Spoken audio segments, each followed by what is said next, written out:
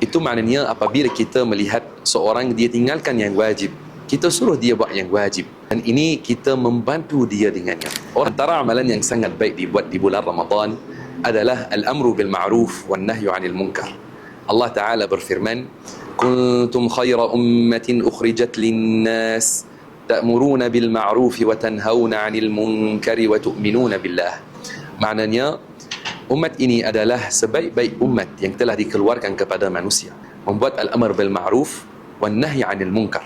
Al-amr bil ma'ruf wan nahy 'anil munkar itu maknanya apabila kita melihat seorang dia tinggalkan yang wajib, kita suruh dia buat yang wajib, dan ini kita membantu dia dengannya. Orang yang tinggalkan solat fardu, kita suruh dia buat solat fardu.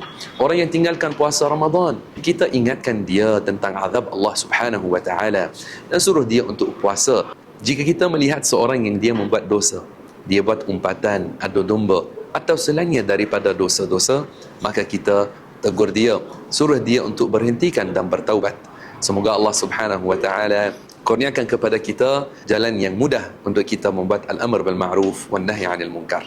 Barakallahu fikum.